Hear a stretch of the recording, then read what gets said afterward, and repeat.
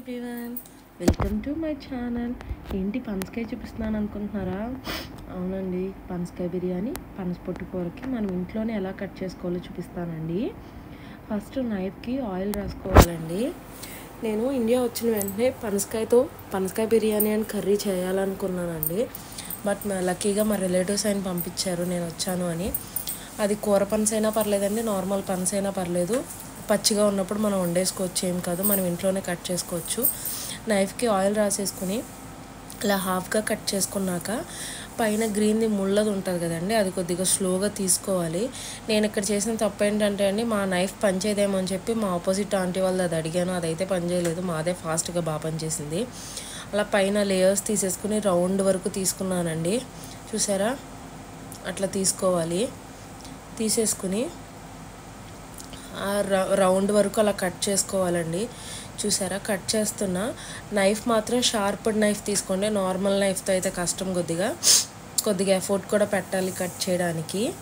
But ఏంటంటే taste కోసం తప్పదు కదా, బట్ టేస్ట్ మాత్రం బాగుంటుందండి. చూసారా, అలా ఒక హాఫ్ నేను బిర్యానీకి వాడానండి, ఇంకొక హాఫ్లో ఇంకొక హాఫ్ క్వార్టర్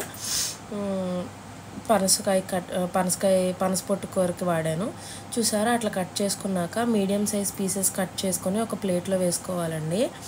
ఇదేంటంటే ఆయిల్ రాసేసుకుని హ్యాండ్స్కి నైఫ్కి రాసుకుంటే మనకి జిగురు అంటుకోదండి. చూసారా, గింజలతో కావాలంటే గింజలు వేసుకోవచ్చు, లేదంటే గింజలు మానేయచ్చండి. ఇది బాగా రైపన్కి వచ్చేసిన కాయ అండి, సో అందుకే గింజలు సపరేట్ అయిపోతున్నాయి. కొద్దిగా ఎర్లీ స్టేజ్లో కాయ తీసుకుంటే కనుక మనకి గింజలు సపరేట్ అవ్వవు, గింజలు చిన్నగా ఉంటాయి కాబట్టి బాగుంటుంది. చూసారా, మీడియం సైజ్ కట్ చేసుకుంటున్నాను నేను. మీడియం సైజ్ కట్ చేసేసుకొని దాని మీద కొద్దిగా పసుపు చల్లేసుకుంటే మనకి జిగురు హ్యాండ్స్కి అంటుకోకుండా ఉంటుందండి.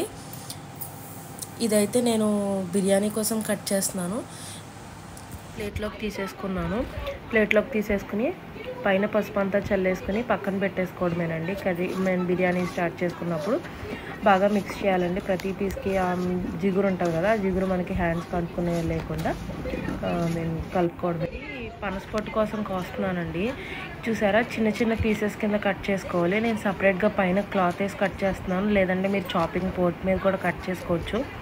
ఫస్ట్ నేను నార్మల్గా క్లాత్ మీద వేసి కట్ చేశాను, తర్వాత చాపింగ్ బోర్డ్ మీద కూడా వేసి కట్ చేసుకున్నానండి. చూసారా, చిన్న పీసెస్ కింద కట్ చేసుకుని పనసపొట్టు అంటే బాగా సన్నగా ఉంటుంది కదండి, దానికోసం సన్నగా కట్ చేసుకోవాలి. నేను దాని గురించి సపరేట్ పనసపొట్టు వీడియో కూడా చేస్తానండి, అది చేసినప్పుడు మీకు చూపిస్తాను. చూసారా, పనసపొట్టు కోసం అయితే సన్నగా కట్ చేసుకున్నాను.